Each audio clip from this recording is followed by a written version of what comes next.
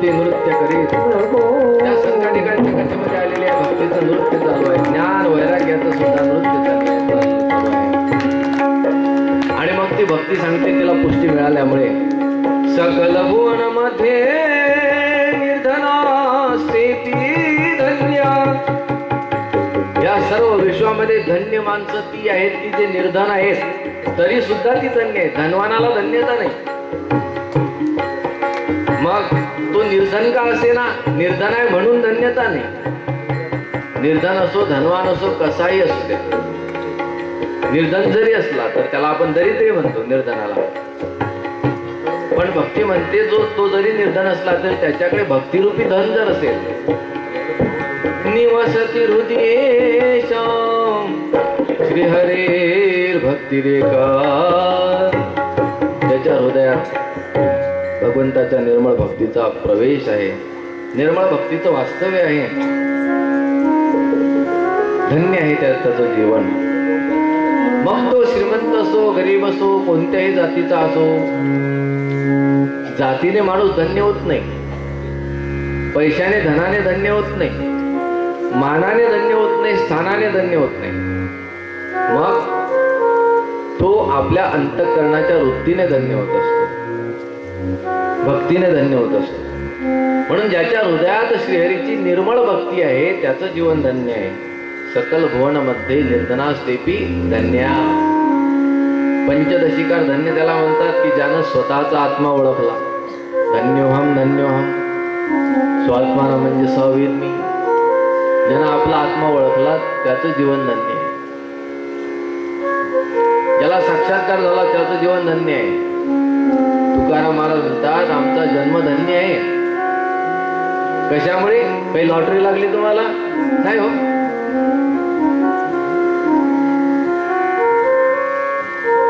धन्य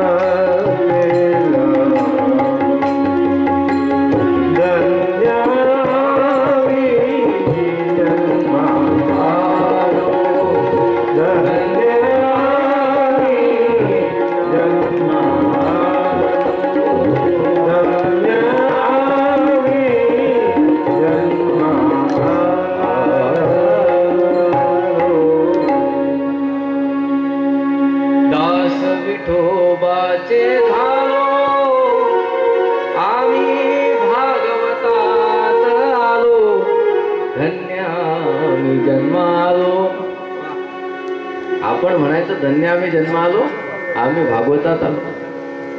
बाकीच्यांनी म्हणावं धन्य आम्ही जन्म आलो, यांच्या जाचातून सुटलं, यांना काढून दिलं घरातून. कारण ते मोकळे आणि आपण पण हा रस त्यांना प्राप्त होऊ शकत नाही. इथं तर सोडा, पण शुकाचार्य सांगतात स्वर्गे सत्तेच कैलासे वैकुंठे नास्ती अयं रसः. हा रस स्वर्गात नाही, सत्यलोकात नाही, कैलासात नाही. म्हणजे भगवान शंकर आहे कैलासात, भगवान शंकर आहे, मग भूतप्रेत आहेत सगळे, पण हा भक्तीचा रस नाही, हे गायन नाही, हा आनंद नाही. हा रस फक्त याच ठिकाणी आहे. ऐका ऐका भाविक जन व्हाल कोण कोणते, दोन भाविक आहात इकडे या आणि या रसाचं सेवन करा. आणि ही भक्ती ज्याच्या हृदयामध्ये आहे त्याचं जीवन धन्य आहे. हरिरपि निजलोक, हरिरपि निजलोकं सर्वथा तो विहाय प्रविशति हृदि तेषां भक्तिसूत्रोपनद्ध. कारण ह्या भक्तीने बांधून प्रत्यक्ष भगवान परमात्मा हृदयामध्ये निवास करत असतो. एकदा का भगवान हृदयामध्ये आला रे आला, मग तो बाहेर जात नाही. कितीही पापी जीव असला तरी त्याचा या भक्तीने उद्धार होत असतो. अशी भक्तियुक्त भागवत कथा आहे. या 7 दिवसाच्या भागवत कथेमध्ये कसाही जीव असेल तरी त्याचा उद्धार होतो. संघाधिक सांगतात तो पापी असू द्या, सगळे महापापी असू द्या, पंचमहापाकी असू द्या, विश्वासघातकी असू द्या, कोणी शिल्लक ठेवला नाही. त्यासाठी उदाहरण दिलं. आत्मदेव नावाचा ब्राह्मण होता.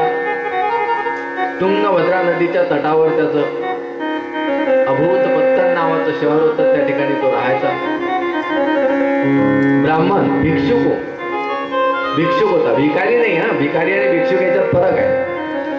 आपल्याकडे पूर्वीच्या काळी ब्राह्मण होते ते भिक्षुक होते, भिक्षा मागायचे आणि भिक्षा मागून त्यांचा निर्वाह चालायचा. त्याच्या बदलामध्ये ते दशमीला येऊन तुम्हाला सांगायचे आज दशमी आहे, उद्या एकादशी आहे, परवा द्वादशी आहे. एरवी पंचांग कोणाकडे असायचं? फक्त त्या एका काकाकडेच पंचांग, कोणाच्या घरी नाही. आता प्रत्येकाच्या घरात कॅलेंडर असतं, म्हणून दशमी सांगायची आवश्यकता नाही रे.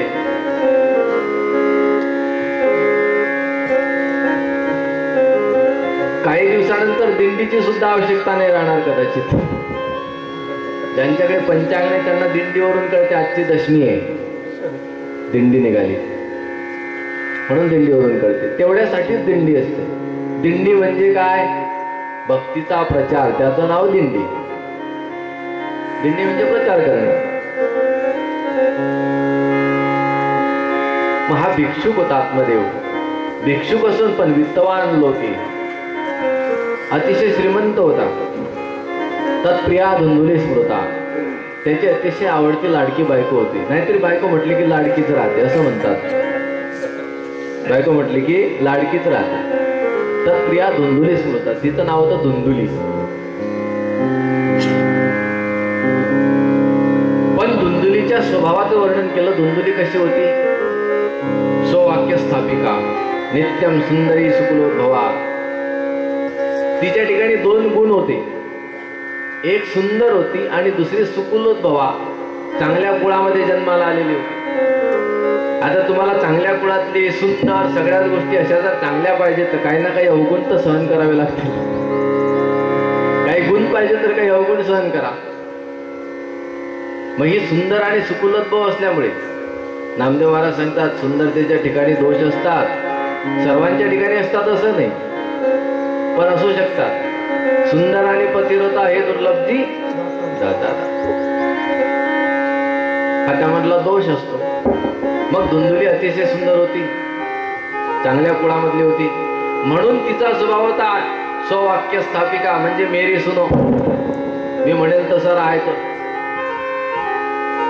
नाहीतरी मोठ्याची केली की असंच असतं. तिनं चूप म्हटलं का बसायचं, डबल दिली की सुटायचं. म्हणून स्ववाक्य स्थापिका. फक्त तिचंच ऐका, याचं ती कधी ऐकतच नव्हतं. लोकवार्तारता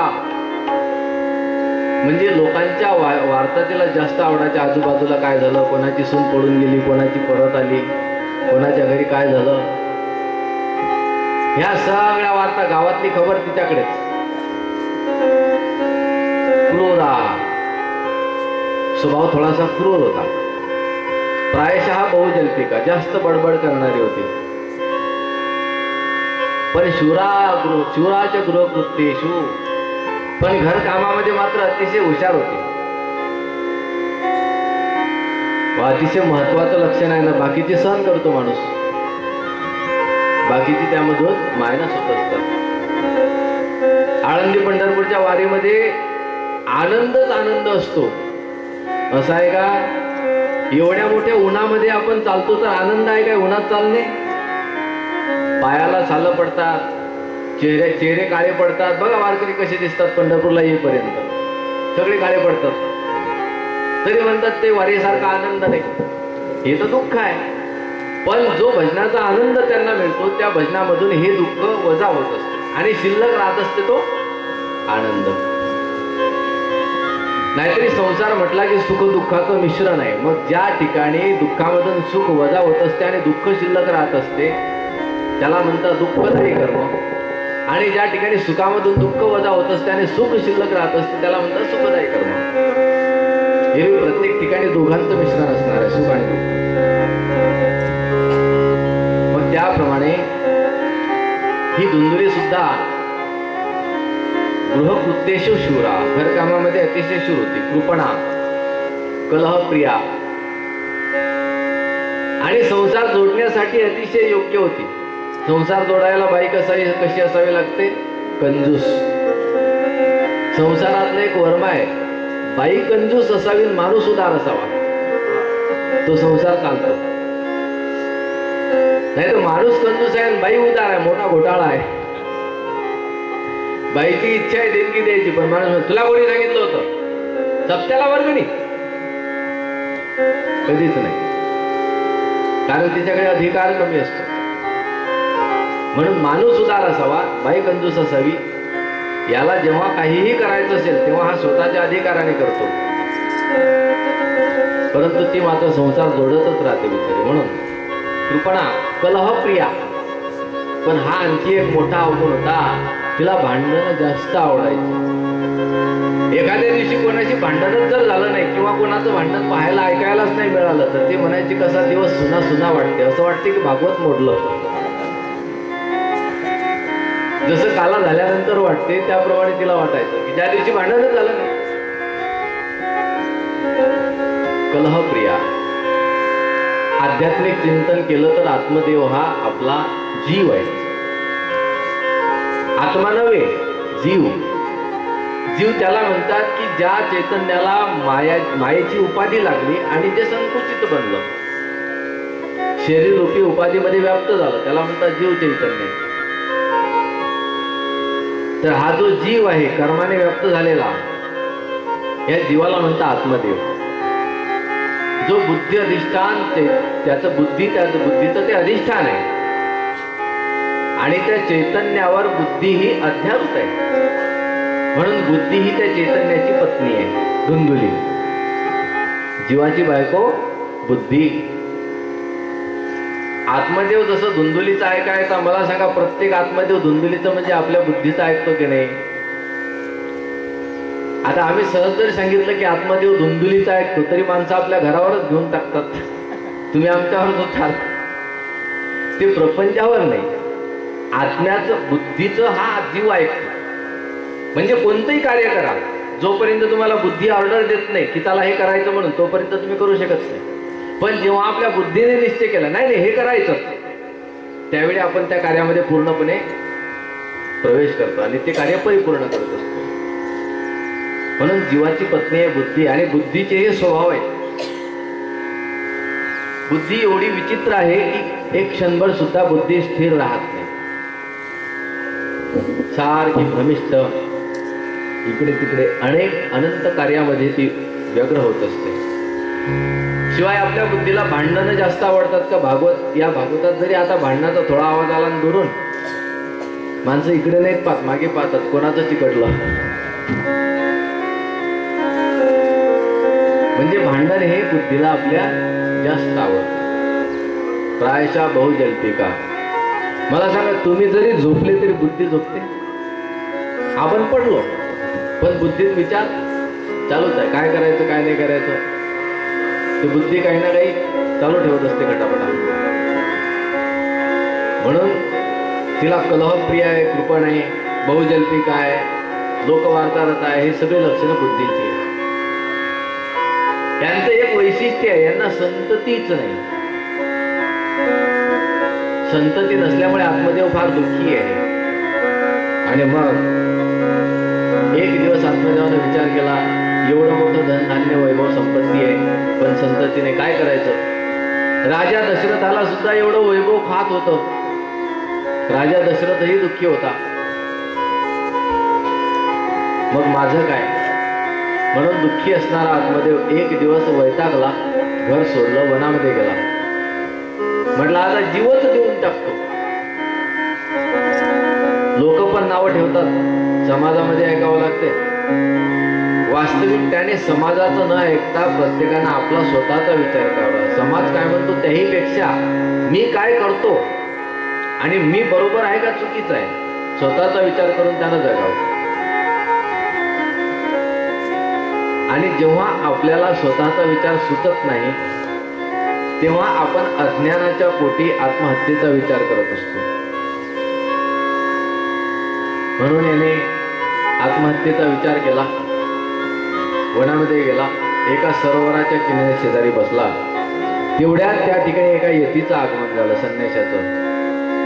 संन्याशाला बघितलं, आत्मदेवाला वाटलं त्याला मरायचंच आहे, पण यती महाराज आले, दर्शन करावं म्हणून आला. यती महाराजांकडे संन्यासाचं दर्शन घेतलं. संन्याशाने बघितलं, उदास चेहरा आहे, ह्याला काही स्वतःला आवरला गेला नाही आणि स्वतः रडू लागला. संन्यासी विचारतो, कथं रोदिषि विप्रत्वं का ते चिंता बलियसी. हे ब्राह्मण का रडतोस? अरे कोणती चिंता आहे तुला? वद सत्वरं मह्यं स्वस्य दुःखस्य कारणं. तुझ्या दुःखाचं काय कारण आहे मला सांग. कदाचित तुझं दुःख दूर करण्यासाठी मी प्रयत्न करेन. तेव्हा आत्मदेव सांगतो, किं ब्रवीमीरुषे दुःखं पूर्वपापेन संचितं. कसं सांगू तुम्हाला महाराज, पूर्व पापाचं संचित आहे आणि त्याचं फळ म्हणून हे मला प्राप्त झालेलं दुःख आहे. मदिया पूर्वजास्तोयं कौष्णमुपभुञ्जते. माझ्या पित्रांसाठी मी तर्पण केलं, दान दिलं, तर माझे पित्र सुद्धा माझ्या हातचं खात नाहीत. कारण म्हणतात निसंतान आहे, याच्या हातचं खाल्लं तर आपलाही उद्धार होणार. पित्र सुद्धा मी समर्पित केलेला पिंड सेवन करत नाही. मद्दत्तं नैव गृह्णन्ति प्रीत्या देवा द्विजातयः. मी दिलेलं देव सुद्धा स्वीकारत नाही. ब्राह्मण माझ्याकडे जेवायला येत नाही. द्विजाती गावातले माणसं सुद्धा माझ्याकडे येत नाही. सामान्य माणसं, एक झाड लावलं त्या झाडाला फळं लागत नाही. मी गाय वागवतो, गाईला वासरू होत नाही. नेमकं माझ्याच घरी आल्यानंतर असं का घडते? आणि मला स्वतःलाही संतती नाही. प्रजा दुःखेन शून्योहम प्राणस्त्यक्तुम इहा आगताः. प्रजा दुःखाने मी अतिशय शून्य झालो महाराज. संतती नसल्यामुळे मी प्राण देण्यासाठी, आत्महत्या करण्यासाठी या ठिकाणी आलो. विचार केला होता सरोवरात जीव द्यायचा, पण आता चांगलं सापडलं, सरोवरात मेल्यापेक्षा तुमच्या चरणावर मरावं. साधूने सांगितलं, माझ्या चरणावर नको मरत बाबा. आत्महत्येसारखं कोणतं पाप नाही. आत्महत्या करून प्रायश्चित्त होत नाही, प्रायश्चित्त शिल्लक राहत असते. आतमध्ये म्हणतो मग काय करायचं, नाहीतरी असं जीवन जगण्यापेक्षा मरण्यात फायदा आहे. दिग्जीवितम प्रजाहीनम दिग्गृहम च प्रजां विना. संततीचं वैभव काय, तर संतती वाचून जीवनाला धिक्कार असो, संतती वाचून घराला धिक्कार असो. दिग्धनम चाणपत्यस्य दिक्कुलम संतती. धिक्कार असो त्या कुळाला की ज्या कुळात संततीच नाही. पण हा श्लोक सिद्धांताचा नाही, एवढं लक्षात ठेवा. जो वैतागलेला आहे त्याच्या मुखामधला हा श्लोक आहे. असे काहीही शास्त्रामधले आलेले सिद्धांत आपण जर सांगू लागलो आणि समाजाला हे जर पटलं की त्याला धिक्कार असो त्या घराला, धिक्कार असो त्या माणसाला की ज्याला संतती नाही, म्हणून लोक त्याचा धिक्कार करतात. वास्तविक वस्तुस्थिती अशी आहे, त्याचा धिक्कार करण्यासाठी तो योग्य नाहीये. तो त्याच्या कर्माचा दोष असतो. कर्माचा दोष हा कोणालाही प्राप्त होऊ शकतो. मग हा दिग्जीवितम प्रजाहीनम हा कोण म्हणतो, हा फक्त वैतागलेला एक माणूस म्हणतो. माणसं म्हणतात ना, जगल्यापेक्षा मेलेलं बरं. रॉकेल भेटत नाही, गॅस भेटत नाही, लाकडं ओली आहे, फो फो करून करून जाड चुलीत होत नाही. मग ती बायको आपलं सगळं काही आपट उपट करते, इकडचं तिकडे तिकडचं तिकडे म्हणते जगल्यापेक्षा मेलेलं बरं. पण याचा अर्थ तिला मरण आवडते काय? नाही, ती वैतागली म्हणून मेलेलं बरं असं म्हणते. वास्तविक मेलेलं चांगलं आहे काय? नाही. तसा आत्मदेवाचे हे उद्गार आहे. यतीने सांगितलं बाबा, मुंचा ज्ञानम प्रजारूपम. आपल्याला मुलगा होईल मुलगी होईल ही आशा तू सोडून दे. तुझ्या भविष्याला मी बघितलं, तुझ्या भविष्यामध्ये या जन्माची तर विषय सोडून दे, पण सप्त जन्मावधी तव पुत्रो नैवच नैवच. 7 जन्मापर्यंत तुला संततीने पुत्र नाही. म्हणे महाराज काही करा पण मला पुत्र हवा आहे. शृणु विप्र. संतते सागरो दुःखमवापांग पुरा तथा रे मुंचाद्य कुटुंबाशां संन्यासे सर्वथा सुखमस्ति. अरे कुटुंब आशा मुंच, कुटुंबाची आशा सोडून दे.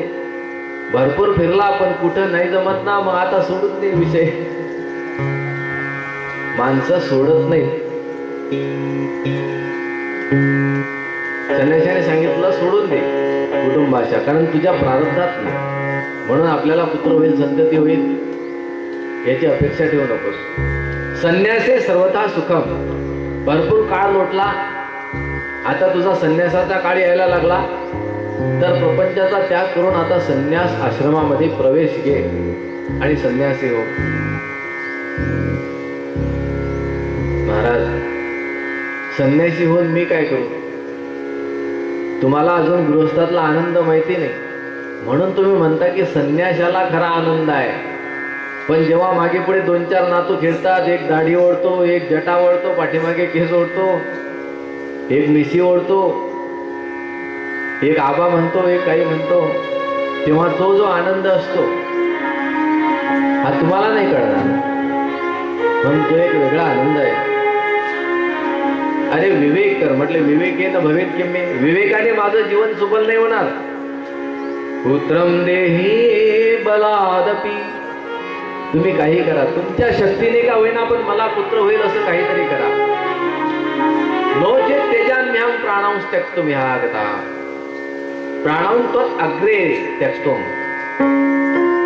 जर तुम्ही मला पुत्र देणार नसाल तर मी तुमच्या समोरच आता माझी प्राण समर्पित करतो. पुत्रादी सुखाने हीन असणारा संन्यास तर कोरडा आहे, पण प्रपंच गृहस्थ हा सरसो लोके. गृहस्थ एवढा मोठा आहे की भगवंताला जरी या युगामध्ये या भूतलावर यायचं झालं तरी भगवान विचार करत, हा विचार करत नाही की कोणत्या संन्यासाच्या आश्रमात जाऊ. नाही, भगवान विचार करतात मी कोणाच्या उदरी जन्माला जाऊ. फक्त त्याच्यासाठी तुम्हाला वसुदेव व्हावं लागते, नंद बाबा व्हावं लागते आणि तुम्हाला देवकी सुद्धा व्हावं लागते. जेव्हा भगवंताला कोणीतरी देवकी यशोदा सापडते तेव्हा तिच्या उदरामध्येच भगवान प्रवेश घेतात. संन्याशाच्या आश्रमात नाही जन्माला येत. म्हणून गृहस्था सरसो लोके,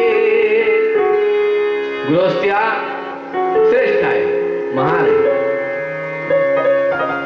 आणखी शास्त्र सांगते ब्रह्मचर्य, गृहस्थ, वानप्रस्थ आणि संन्यास या चारही आश्रमाचा पालन करता जर कोण असेल तर तो गृहस्थाश्रमी आहे. गृहस्थ आश्रम ज्याला कळाला आणि ज्यानं परिपूर्णपणे पालन केला त्याला त्यामधूनच परमात्म्याची प्राप्ती आहे. आणि त्याच्या एवढी फलप्राप्ती कोणालाच नाही. भले केवढाही ऋषी असू द्या, ऋषी डोंगराच्या गुहेमध्ये राहून तप करत बसेल, तो त्याच्या हृदयामध्ये फक्त भगवंताचा प्रकाश पाडू शकेल एकांतामध्ये. वास्तविक त्यालाही खूप प्रयत्न करावे लागतात. योगियांचे ध्यानी ध्यातना तुळसी,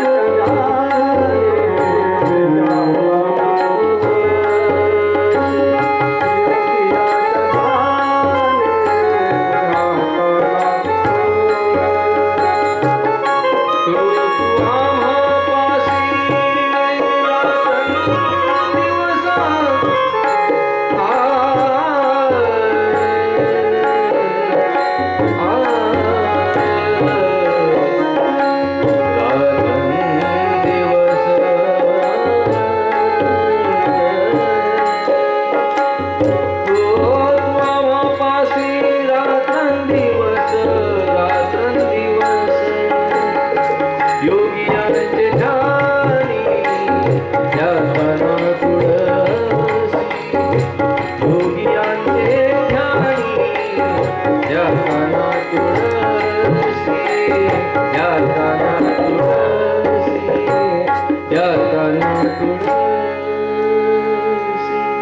योग्यांच्या ध्यानामध्ये तू लवकर आकलन होत नाही.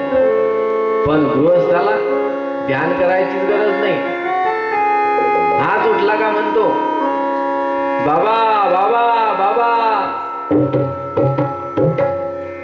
हात उठल्यानंतर म्हणतो. म्हणजे प्रत्यक्ष परमात्मा योगी हा ध्यान करू करू आपल्या हृदयात आणतो. पण गृहस्थाला ध्यान करायची गरज नाही, त्याच्याकडे तो भगवान परमात्मा येतो. असं आहे. प्रत्यक्ष परमात्म्याची लीलाही किती सुंदर आहे.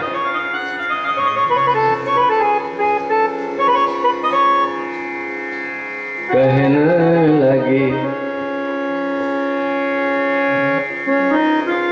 मोहन मैया मैया, कहन लगे मोहन मैया मैया, कहन लगे मोहन मैया मैया, कहन लगे मोहन मैया मैया, गीतानंद सु बाबा रे बाबा, गीतानंद बाबा बाबा बाबा, गीतानंद सु बाबा रे बाबा, गीतानंद और बलदाम से भैया भैया भैया, और बलदाम से भैया भैया भैया, मोहन मैया मैया, कहन लगे मोहन मैया मैया, मोहन मैया मैया, कहन लगे मोहन मैया मैया.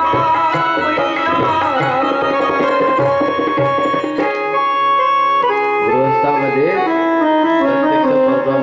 बाबा आई मैया म्हणून आपल्या जवळ येत असतो. म्हणून गृहस्थ हा सरसो लोके, गृहस्थी सर्वश्रेष्ठ आहे. जो चारही आश्रमाचं पालन करताय, ब्रह्मचर्याला आधार गृहस्थाचा, वानप्रस्थाला आधार गृहस्थाचा आणि संन्यासाला आधार गृहस्थाचा. म्हणून तारुण्य एवढं खराब आहे महाराज की सर्व तुमच्याच भरोशावर जगतात.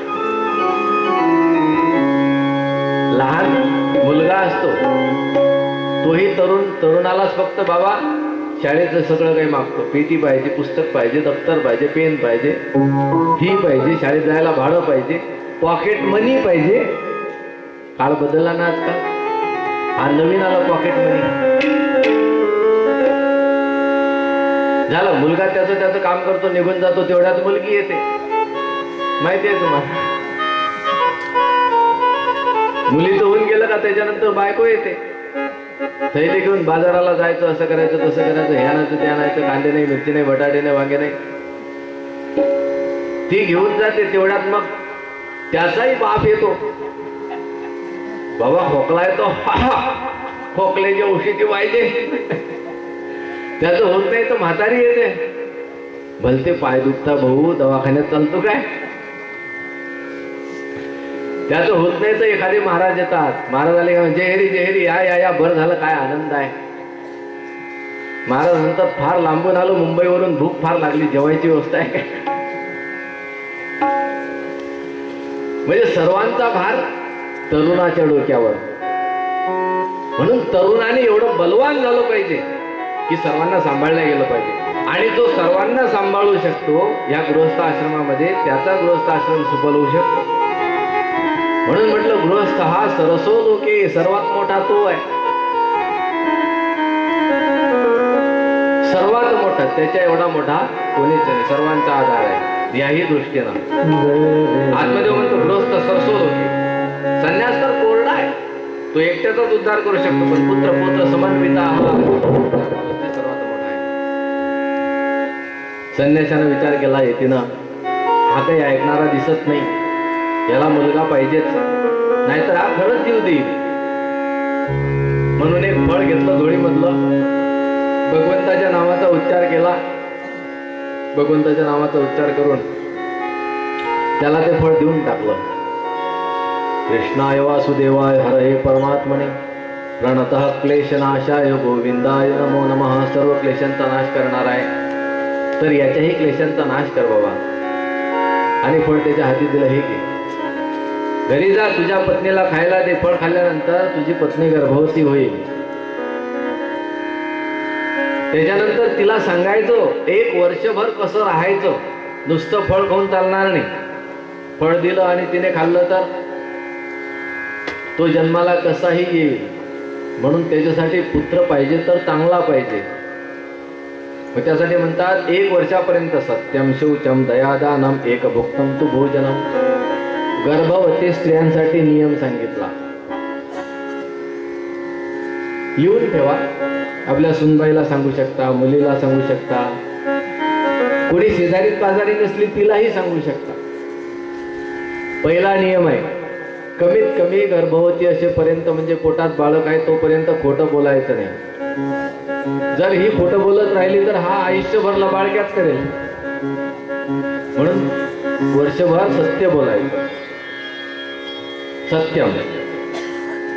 दुसरं लक्षण आहे शौचम, पवित्र राहायचं, अंतर्बाह्य पवित्रता. लघुशंकेला दीर्घशंकेला गेल्यानंतर हातपाय स्वच्छ धुवायचे,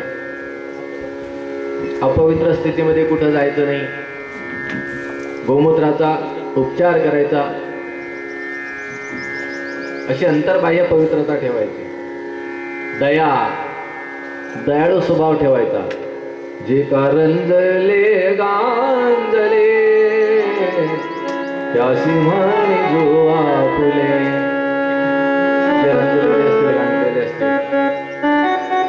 त्यांच्यावर उपकार करावा, भुकेल्यासाठी अन्न द्यावं, तांदळासाठी जीवन द्यावं. कोणी गरीब दिसला तर त्याच्या दुःखाचा नाश करावा. कमीत कमी 2 शब्द प्रेमाचे बोलून का होईना पण कोणाचंही दुःख हरण करावं. दयाळू स्वभाव ठेवायचा. जिथं गरज असेल तर आपल्या ऐपतीप्रमाणे दान द्यायचं. असं नाही की आपलं घरच लुटून द्यायचं. दान त्याला म्हणतात की जो स्वतः चांगला राहून नंतर दान देत असतो. स्वतः कम्फर्टेबल आहे त्याच्यानंतर जो दान देतो त्याला म्हणतात दान. म्हणून अशा प्रकारचं दान द्यावं. एक भुक्तम, जेवणासाठी शक्य झाला तर तिने एक भुक्त भोजन करावं किंवा 2 वेळ जेवण केलं तर अल्प भोजन करावं. जास्त प्रमाणात भोजन करू नये.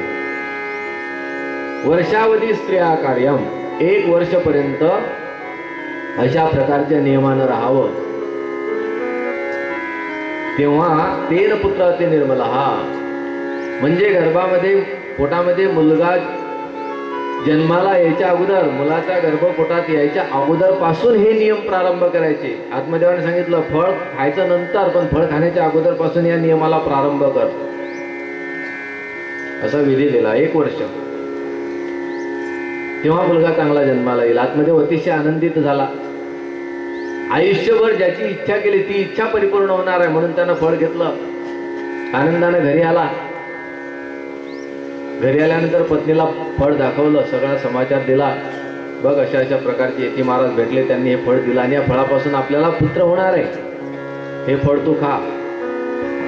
तिने सांगितलं तुम्ही आणलं ना, अतिशय चांगलं केलं, आता आपलं जीवन सुफल होईल. तुम्ही जा तुमच्या कार्याला, मी नंतर एकांतामध्ये खाऊन घेईल. कोणाची नजर लागायला नको म्हणून मी एकांतात खाऊन घेईल. शास्त्र सांगते स्त्रियांवर परिपूर्ण विश्वास ठेवायचा नसतो. याचा अर्थ विश्वास तोडायचाही नसतो.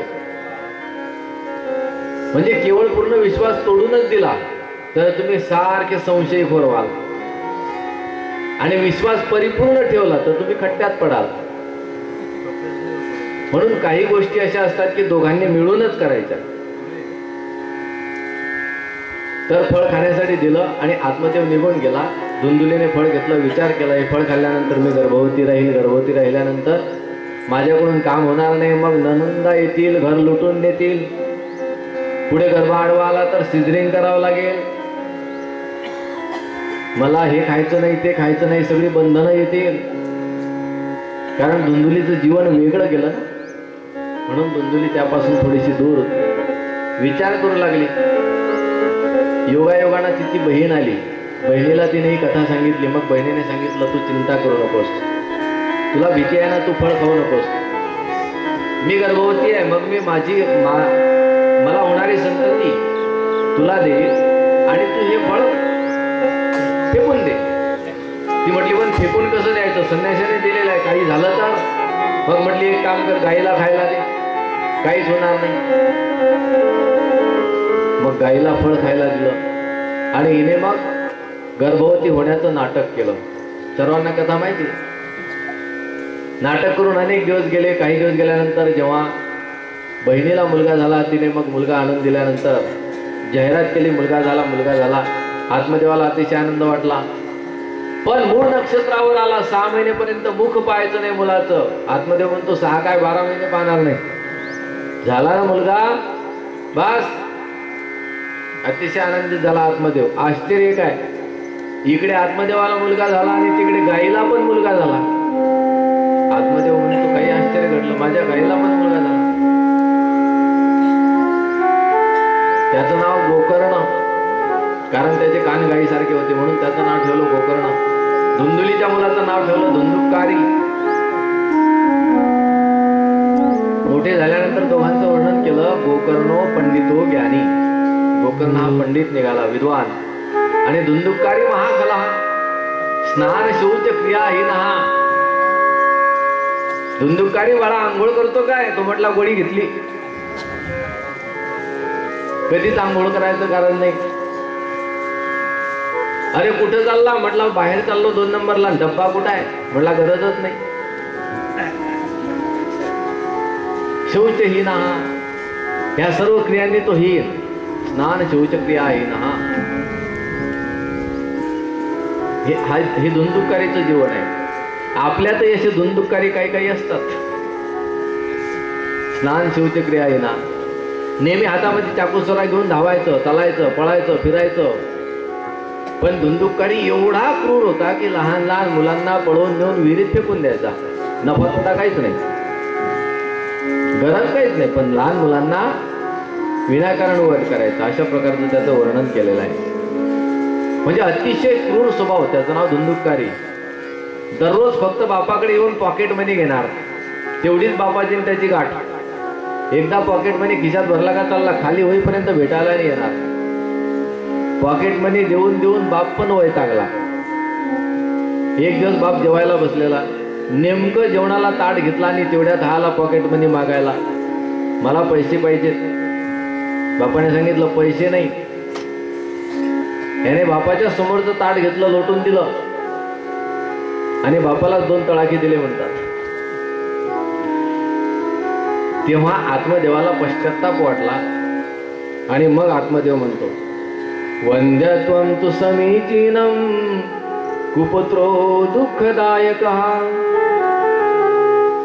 असा दुःखदायक कुपुत्र जन्माला आल्यापेक्षा वंध्यत्व हे फार चांगला आहे.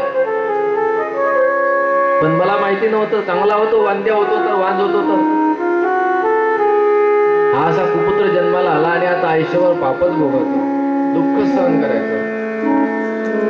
क्व तिष्ठामि क्व गच्छामि को मे दुःखं व्यपोहयेत्.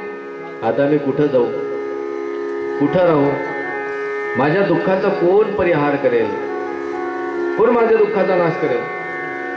प्राणौ त्यजामि हा कष्टं मम संस्थितं. दुःखानं मी आता माझे प्राण सोडून देईल, त्याशिवाय माझ्याकडे दुसरा कोणता मार्ग शिल्लक आहे.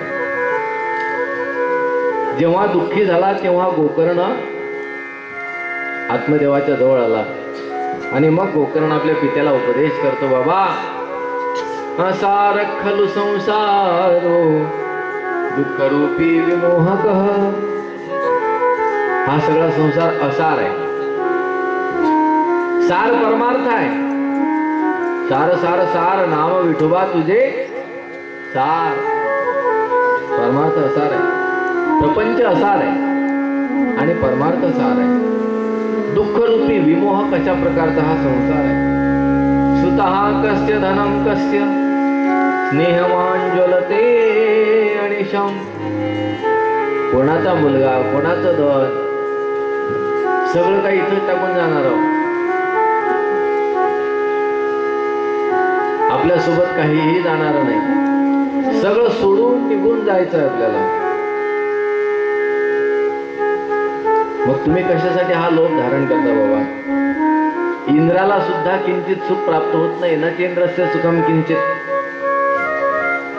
कोणतंही सुख इंद्रालाही प्राप्त होत नाही. सुख कोणाला आहे, ज्या जगामध्ये जो सुखी आहे त्याची व्याख्या करतात गोकर्ण. गोकर्णाने अतिशय सुंदर व्याख्या केली. सुखमस्ति विरक्तस्य मुनिरेकांत जीविनः. जो एकांत जीवी ऋषी आहे, मुनी आहे, विरक्त आहे, बस तो सुखी आहे. म्हणजे जेव्हा तुम्ही कोणत्याही वस्तूचा मोह कमी केला, मोह टाळला, तर तुम्ही सुखी आहे. जोपर्यंत मोह टळत नाही तोपर्यंत सुख म्हणून प्राप्त होत नाही. सुखासाठी मोह टाळावा लागतो. प्रजारूप अज्ञान सोडून द्या बाबा. मोहाने नरकाची गती प्राप्त होत असते. निपतिष्यती देहोयम. हा देह तुमचा जाणार आहे. म्हणून तुम्ही एकच आता साधना करा. सर्वं त्यक्त्वा वनं व्रज. सर्व सोडून द्या आणि वनामध्ये जा. आत्मदेव म्हणतो वनात जाऊन काय करू. बरोबर आहे, ज्याला रस्ताच माहिती नाही तो ठिकाणावर जाऊन तरी काय करणार आहे. म्हणून वनात जाऊन काय करायचं, तर गोकर्णाने अतिशय सुंदर अशा प्रकारचा उपदेश दिला. 2 श्लोक आहेत. हे 2 श्लोक म्हणजे भागवतामध्ये एवढे सुंदर वर्णन केलेले आहे गोकर्णाने. आपल्या जीवनासाठी सुद्धा जीवनाचं सार यामध्ये वर्णन केलं. देहेस्ति मांसरुधिरे अभिमतिं त्यजत्वं जय सुतादिषु सदा मम ज्या सुतादिषु सदा ममता, नित्य आपल्या घरामध्ये पत्नी पुत्र यांच्या ठिकाणी असणारी जी आसक्ती आहे त्या आसक्तीचा त्याग करा. 4 सूत्र दिले. सर्वात पहिल्या श्लोकात देहे अस्ति मांस रुधिर, त्याची अभिमतीम तेजत्वम, त्याचं ममत्व सोडा. या देहामध्ये काय रस रक्त मांस, तरीही आपल्याला देहाची एवढी आसक्ती का होते?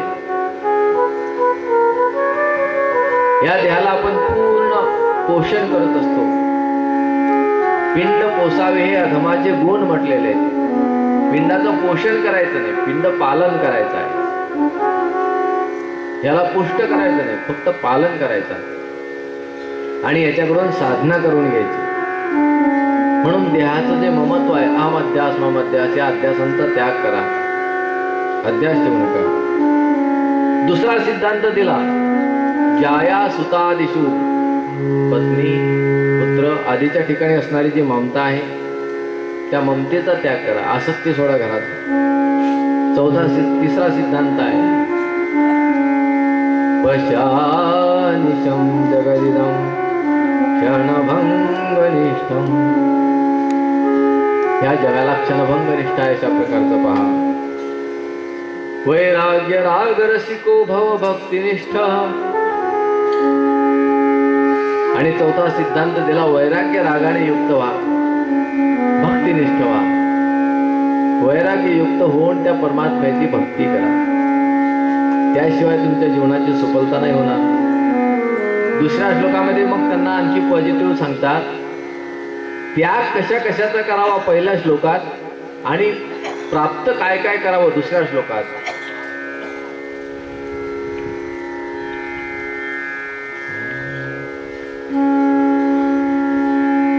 धर्मम भजस्व, धर्माचं भजन करा, धर्माची सेवा करा. त्याचे लौकिक धर्माचा विचार करू नका. भगवान परमात्म्याने सांगितलं, भगवान म्हणतात लौकिक धर्माचा त्याग करा. सर्व धर्मांपरित्यज्य माम एकम शरणम व्रज, सर्व धर्माला सोडून द्या आणि मला एकट्याला शरण या. याही ठिकाणी सांगतात लोक धर्मांतेज पण सततम धर्मम भज. लौकिक धर्म हे वेगळे आहेत आणि आपला आत्मधर्म वेगळा आहे. आत्मधर्म काय आहे? आत्मधर्म आहे की सर्व जग एक आहे, यामध्ये तुम्ही भेदभाव करू नका, भेदभाव पाहू नका, व्यक्तिभेद करू नका. तुम्ही वृत्तीभेद हा होणारच आहे, तो असणारच आहे,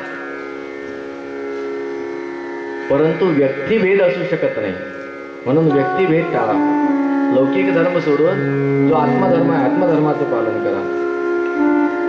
सेवस्व साधू पुरुषांजही काम तृष्णा, काम तृष्णेचा त्याग करा